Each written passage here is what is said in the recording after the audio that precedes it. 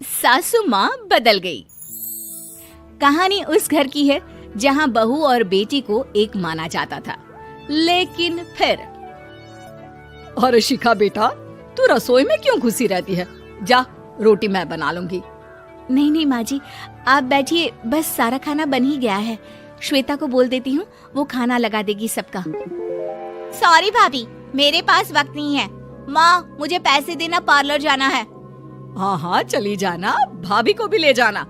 वो भी जाने को बोल रही थी पार्लर, पर पहले ना मदद कर दे उसके खाना लगाने में।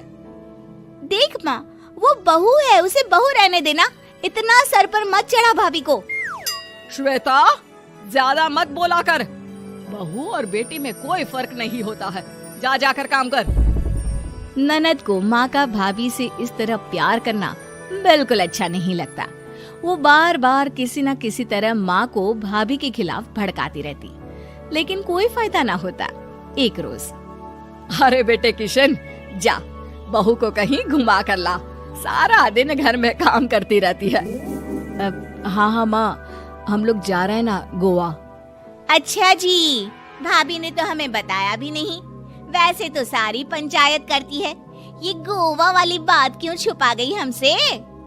अरे क्योंकि उसे खुद नहीं पता था बहन। मुझे टिकट सस्ती मिल रही थी तो मैंने बुक कर दिया। हाँ शिखा, पैकिंग कर ले, संडे हम जा रहे हैं गोवा। दोपहर में शिखा पैकिंग कर रही थी कि सास आ जाती है।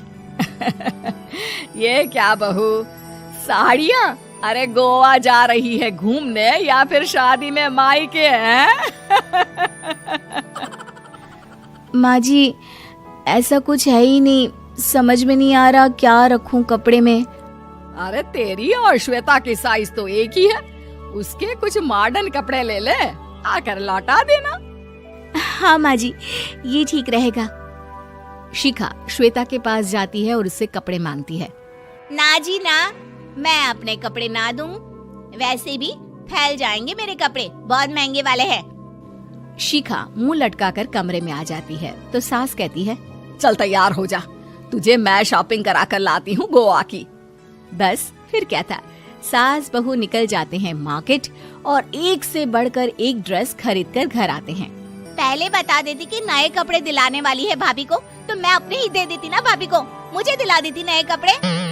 देख श्वेता, परिवार का मतलब सबके साथ रहना होता है, ना कि सिर्फ अपना सोचना। वैसे भी तुझे अच्छे संस्कार सीखने चाहिए। और रही बात कपड़ों की, तो शिखा, आज से घर पर भी तू मॉडर्न कपड़े ही पहनेगी। कोई जरूरत नहीं है ये साड़ी वाड़ी लपेटने की। अब क्या था, घर पर श्वेता और शिखा एक जैसे रहते।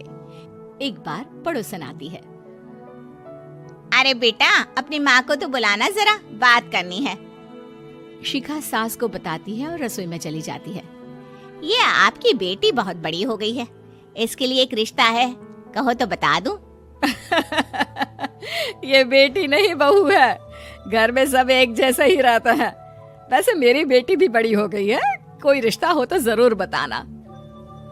पड़ोसन रिश्ता लेकर उन लोगों के घर आती है। तब श्वेता की होने वाली सास कहती है, तो ये घर है, कितने मंजिल का है? और ये बहू ने आपकी क्या पहन रखा है, जीन्स टॉप? अरे भाई, साड़ी वाड़ी नहीं है क्या इसके पास?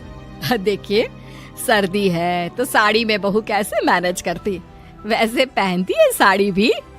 देखिए, हम लोग ठहरे पैसे वाले लोग, कोई कमी नहीं है हम लोगों के पास पैसों की, बहुत पैसे हैं, जमीन, नौकर चाकर, कार, सब कुछ है, लेकिन घर में संस्कारी बहू चाहिए। समझ रही हैं ना आप? सास कुछ कहती कि श्वेता बोल पड़ती है, हाय रे, नौकर चाकर से लेकर जमीन, कार, पैसा, हाँ हाँ मुझे रिश्ता मंजूर है मुझे। अरे रुक जा श्वेता, मैं बात कर रही हूँ ना। देखिए, हम लोगों के घर इतनी आजादी नहीं मिलेगी। अरे हाँ कर देना माँ, हाँ कर दे जल्दी से। सास क्या करती, बेटी की शादी ऐसे घर में कर देती है जहाँ ना उनके विचार मिलते हैं और ना ही आचार। शादी के बाद एक रोज फोन पर, श्वेता बेटा, एक बार घर आ जा, बहुत दिल करता है तुझे देखने का। माँ, वो घर पर बहुत काम होता है, कैसे आऊँ? बड़ा घर है, लेकिन आने जाने वालों की लाइन ही लगी रहती है।